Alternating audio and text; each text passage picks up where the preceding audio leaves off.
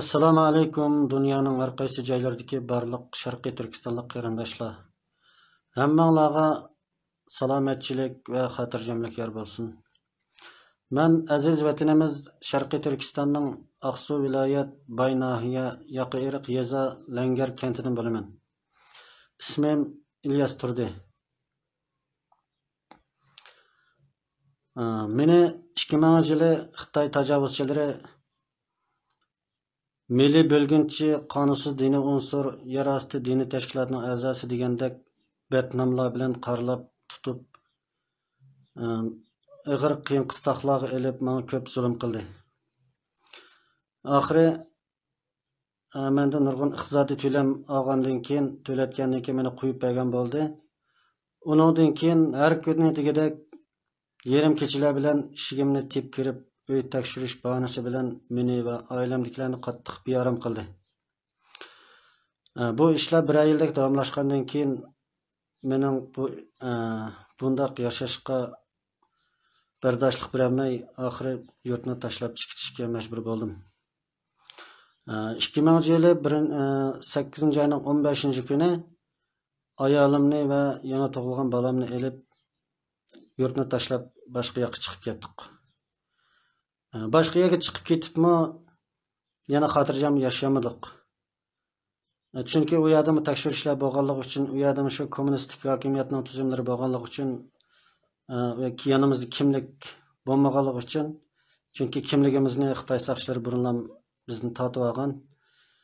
Kimliksiz holatda u yerda bir u yoqqa yo'tkilib, bu yoqqa yo'tkilib qiyin sharoit ichida yashagan bo'ldik. Hatto men ismimni o'zgartib, otam bilan opam qo'ygan ismimni qo'llanolmay, ismimni o'zgartib yashashga majbur bo'ldim. Bu ta 2014-yilga qadar 13 yil jarayonida shu vatan ichida vatansiz bo'lib, qochqinlik hayotda, sargardonlik hayotda 13 yilni o'tkazgan bo'ldik. Bu 13 yillik hayotimdagi fojialarni, sarguzashtlarimni so'zlab kelsam, gapbak uzrab ketadi qarindoshlar. Shu men bu videoni chekishga maqsadim oilamdagilar ustidan guvohlik isbot berish uchun bo'lganligi uchun u 13 yillik hayotimdagi fojialarni bu yerda so'zlab o'tirmayman.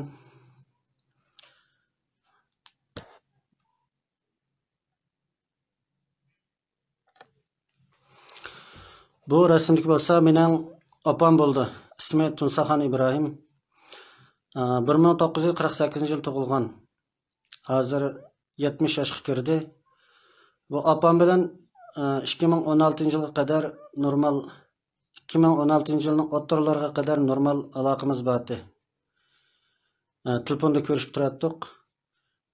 Opam bilan tuyuqsiz aloqamiz kesilgandan beri opam hayotmi, lagerdami yoki o'lib ketdimi hech qanday xabar olamadim. Opamning xabarini hech olamadim.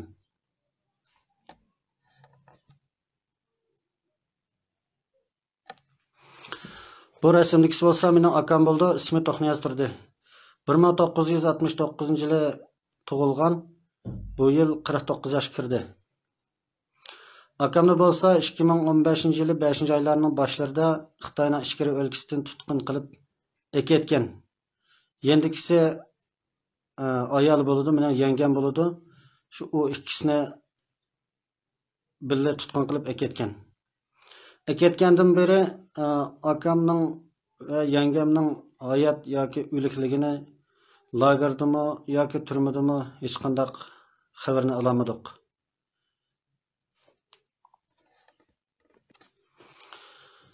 Yengamning ismi bo'lsa Amangul Mehmet.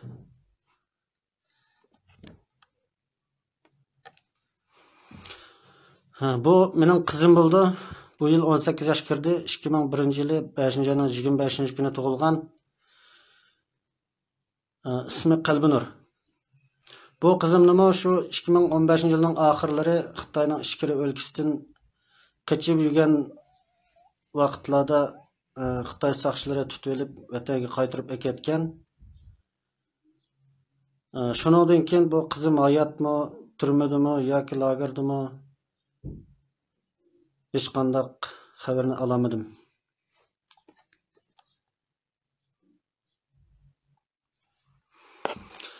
Bu bo'lsa mening o'g'lim bo'ldi, ya'ni qizimning kichigi, ismi Habibullah. Hayot bo'lib qolsa bu yil 16 yoshga kirdi. 16 yosh kirib ochdi. Bu o'g'limni bo'lsa 2014-yili 9-oyning 1-kuni Xitoy Vyetnam chegarasida o'g'lim qatorliq cho'ng kichik 10 necha odam Xitoy Vyetnam chegarasida Xitoy soqchilari tomonidan tutqun qilingan. Shundan e'tiboran bu o'g'limdan hech qanday xabar olamadim. Hayotmi yoki o'ltiryaptimi? Bundan xabarim yo'q. Ondan sirt yana bir inimni bo'lsa 2014-yili 10-oylarda Xitoy soqchilari tutib ketgan. Buni men 2016-yilda shu opam bilan normal aloqa qilayotgan vaqtimda opamdan men so'ragan. Shu akamning bolalarimning xabarini so'rasam hech qanday xabar yo'q bolam. Shu o'g'lingizning rasmini akiribdi, bu sening nevrangmi dedi. Ha dedim, shundan keyin chiqatdi soqchilar, undan keyin hech qanday xabarni o'qimadim. Akangizning xabari yo'q. Undan keyin shu kukungizni tutib akatdi soqchilar, turmaga akitdi basam ko'rishdamadi deb opam shu 2016-yili shu xabarni menga yetkazgan.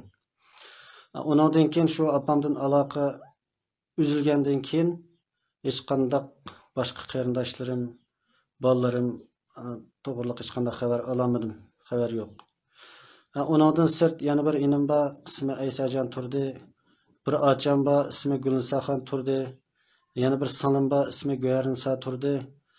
Bu qatorliq qarindoshlarimning hayot yoki tirikligini, lagerdimi yoki sirtimi, bundan xabarim yo'q. Shu Niyoz turdi degan inimning va boshqa qarindoshlarimning rasmi bo'lmaganligi uchun ekranga olib chiqolmadim. Ondan sirt Avat naysida bo'lgan mening nurg'un qarindoshlarim bor.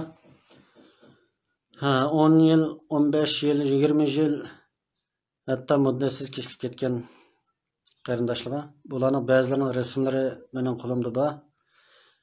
Ularni bu yerda so'zlab o'ltirsam, ularningki ustidan guvohlik berman desam vaqt bek uzrab ketayotgan. Shuning uchun ularni bu yerda so'zlab o'ltirmayman. Yana bir boshqa so'zlaydigan vaqt chiqib qolar inshaalloh.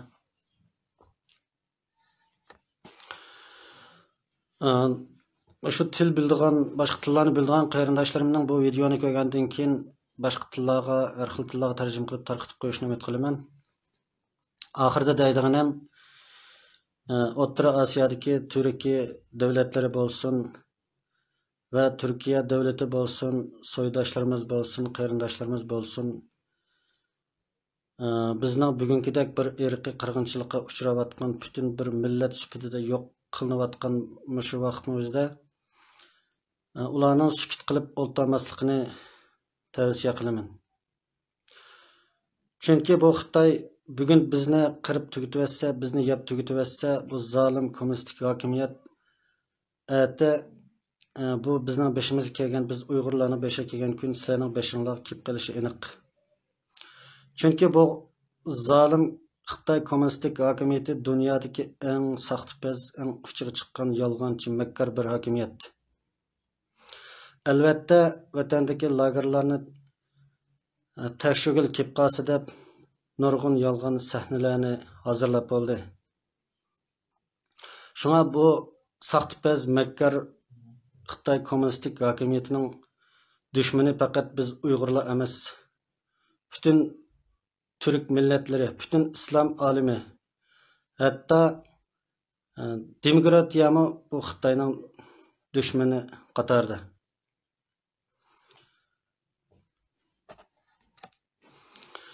Shunga bu zolim Xitoy kommunistik hokimiyatiga qarshi turish yolg'iz biz Uyg'urlarning vazifasi emas. Butkul insoniyatning, butkul islomiyatning o'rtaq burchi deb qarayman. Shunga bu zolim Xitoy kommunistik hokimiyatiga butkul insoniyatning o'rtoqlashib, mayli demokratik davlatlardan Amerika bo'lsin, Yevropa ellari bo'lsin, biz erkinlikni qo'g'daymiz, biz erkinlik jangchisi deb jar solayotgan barcha demokratik davlatlarning va butun dunyo insonlarning bizning bugünkidek bu irqiy qirg'inchilikqa uchrayotgan vaqtimizda Xitoyga o'rtaq qarshi turishini talab qilaman.